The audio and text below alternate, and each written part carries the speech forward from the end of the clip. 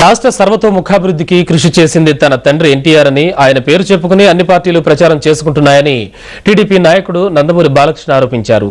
Party తరపున రాష్ట్రమంతా ప్రచారం చేసే బాధ్యత తనపైనే ఉందని ఆయన అంటున్నారు. పోటీపై పెద్దగా ఆసక్తి లేదని అధిష్టానం ఆదేశిస్తే ఎక్కడి నుంచైనా పోటీ చేస్తానంటున్న బాలకృష్ణతో మా ప్రతినిధి ప్రకాష్ ఫేస్ టు ఫేస్. ముందు హామీలు ఇచ్చారు. గతంలో ఇచ్చిన హామీలే కాదు, నిన్న అధికారంలోకి వస్తే మరింత 2000 రూపాయలు అయితేనేమి, అదేవిధంగా కలర్ టీవీలు ఇస్తున్నట్టు ఈ హామీలన్నీ ఎలా నెరవేర్చగలుగుతారు? అవన్నీ వాళ్ళ వేసుకున్న ప్రణాళికలు, దాన్ని బట్టి వాళ్ళు ఒక కమిటీ ఉంది, ఈ మేనిఫెస్టో కమిటీ ఉంటుంది. ఆ మేనిఫెస్టో కమిటీ వాళ్ళు చేసుకోవాల్సిన లెక్కలను వేసుకుని వాళ్ళు ప్రకటించిన హామీలు ఇవి.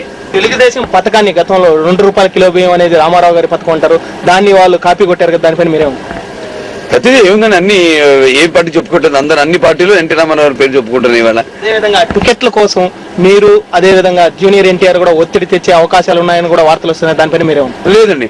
అటువంటి నా సైడ్ నుంచి ఒత్తిడిలు ఏమి లేవు. పార్టీ అధిష్టానం మేరకు ఎవరికి గెలిచే అవకాశాల్లో వాళ్ళకి టికెట్లు ఉండడం జరుగుతుంది. రాష్ట్రంలో మీరు ఎక్కడి నుంచి అయినా పోటీ చేస్తున్నారు? చేయమంటే చేస్తాను, అటువంటిది ఏమి లేదు నాకు. ఎందుకంటే రాష్ట్రం అంతా తిరిగే బాధ్యత ఒకటి ఉంది అని అధిష్టానం అభిష్టం మేరకు వాళ్ళు ఎక్కడి నుంచి చేయడానికి నేను సిద్ధంగా ఉన్నాను.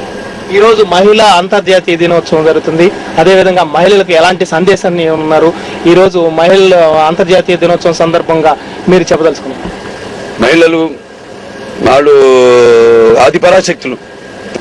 అంతర్జాతీయ మహిళా దినోత్సవం సందర్భంగా వాళ్ళంతా కోరుకుంటున్నా మళ్ళీ తెలుగుదేశం పార్టీ అధికారంలోకి వస్తుందని వాళ్ళు కావాలని కోరుకుంటున్నారు.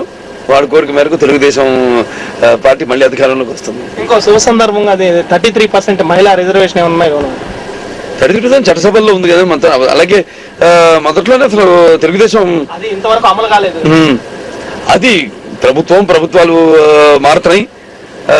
ఒకసారి మనం అనుకున్నప్పుడు రాష్ట్రంలో 89 ఏంటండి, మనం ఇక్కడ అంతకుముందు రాష్ట్రంలో మనం ఉన్నాం, అక్కడ వాళ్ళు లేరు.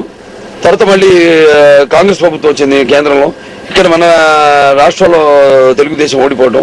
తెలుగుదేశం ఏ ఒక్క సామాజిక వర్గానికి పరిమితమైన పార్టీ కాదు, అన్ని సామాజిక వర్గాలకి సాంఘికంగా ఆర్థికంగా వారికి సమానత్వం తీసుకురావడం తెలుగుదేశం యొక్క ఆశయం. అది తెచ్చే వరకు తెలుగుదేశం పోరాడుతూనే ఉంటుంది.